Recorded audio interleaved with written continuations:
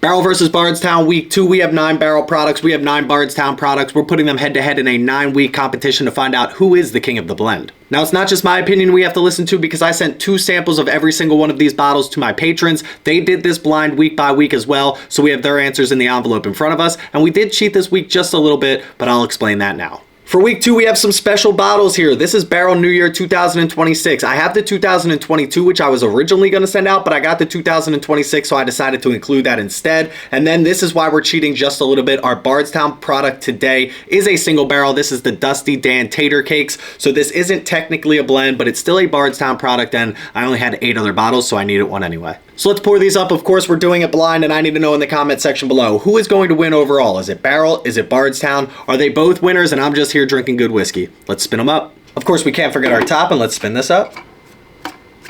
Solo blind, Chris from Whiskey Noobs Podcast. So here we go, week 2. There's a possible 3 points on the board, 27 points total. We have our patron picks here. We're going to pick mine right now, but everybody knows before we get started on all of that, time for the traditional sip. Cheers, y'all. Damn, that's good.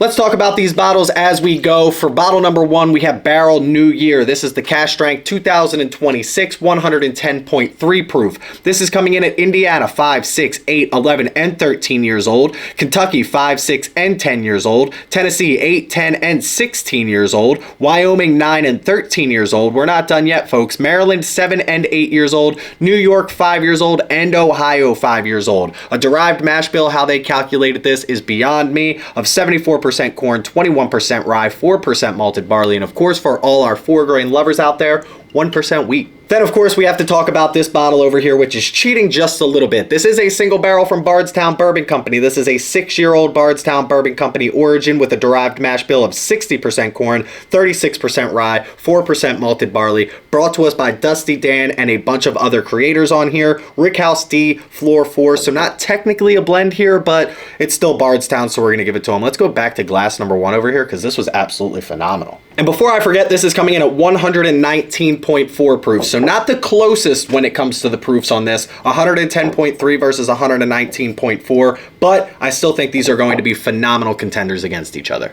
I mean, I gotta be honest with you, I don't know if it gets much better than this. I haven't even tasted glass 2 yet, and I want to pick glass number 1. This is the perfect balance of whiskey. Sweetness, spiciness, and a little bit of age at the end. It's like the perfect equation to make a good whiskey. And I had somebody comment on my last video in this series saying, aren't you a little biased towards Barrell Bourbon Company? And I am. I'm 100% biased because I don't think they get talked about or the recognition that they deserve putting out such good whiskey at such great prices. Their batch products are always in that $85 to $90 range. I mean, we talked about it. What's that? 12 different barrels that are being put into this, and they still have a perfect derived mash bill and a perfect product. I don't even know if this is what that is because I love this tater cakes as well. But again, Barrell just happens to do it time and time again, and I think they deserve a little bit more recognition. Kind of one of the main reasons I wanted to put them in this competition. I wanted to know if they're so good at doing it, are other companies up there with them? I always thought they were one of the best and one of the first to do it. Obviously, there's other companies out there blending whiskey, but Barrell and Bardstown are 2 of the top dogs in the race, and I don't know who's going to win this competition. I gotta chill. I almost finished that glass already. That is phenomenal. There's a fruity note on this. There's like a plum note, some kind of dark fruit on this. There's definitely a rye influence on this. The spiciness is there. The proof is there. All of the flavors are there. It's so well balanced. It's dense in the glass. You got a little bit of oak on the end, but nothing overwhelming. Not too much like leather or coffee or anything like that. It doesn't dry out the palate. Absolutely phenomenal. Best glass of whiskey I've drank in a while.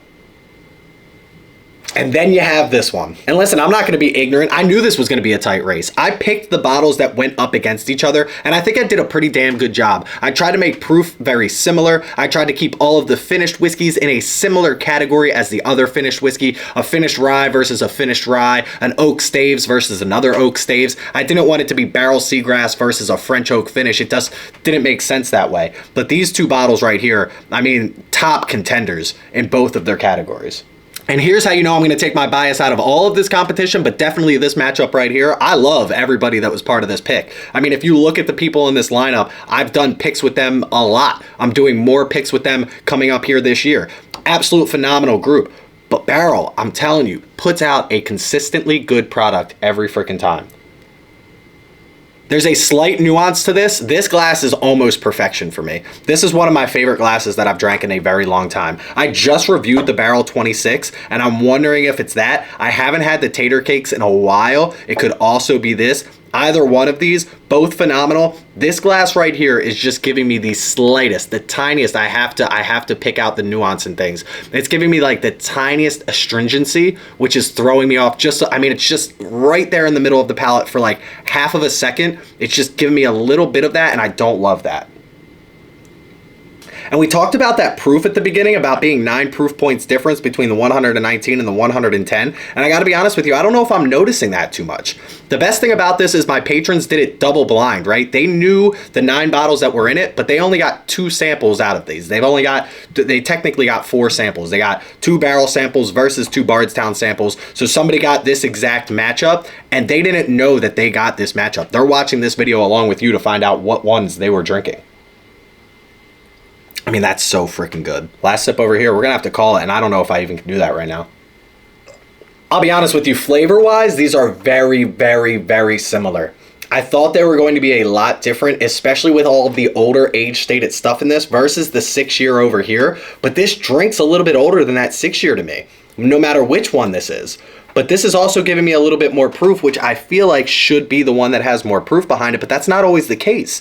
If you get a good single barrel, that could easily drink under its proof, and this one could be drinking a couple points above its proof. So I'm not sure on this. I think this was my favorite since the very beginning, and I think I'm going to keep it that way. But this was a damn tight race, and any day of the week, I could have picked the other glass here. So I'm going to do it. I'm going to move this one forward. I'm actually going to do this again tomorrow night. These two exactly blind, just for my own curiosity to see if I pick the same exact glass. But let's find out who our winner is. Drum roll, please.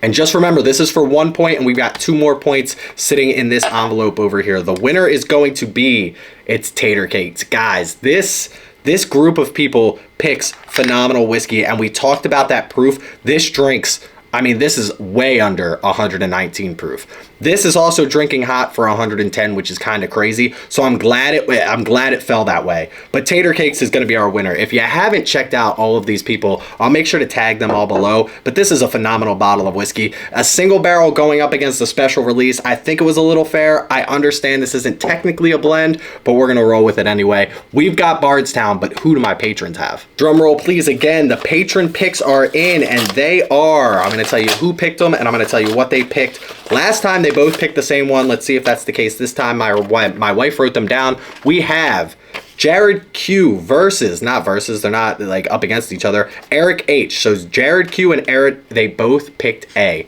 So again, patrons on point together. Let's find out what they picked. If I'm doing my math correctly here, we have a 3-3 score going into week 3, which is how I thought it was going to be. I thought this was going to be close. We've got a lot of great bottles going up against each other still, so make sure you click that like and subscribe to keep up with all of this content in this series. But huge shout out to Jared and Eric for being a part of week 2. We've got a bunch of other patrons involved. Make sure you check out that Patreon page, that link in the description below. Please don't drink and drive. Always drink responsibly. Stay healthy, stay happy, and stay doing blinds, especially with 2 great companies like this. Cheers, y'all.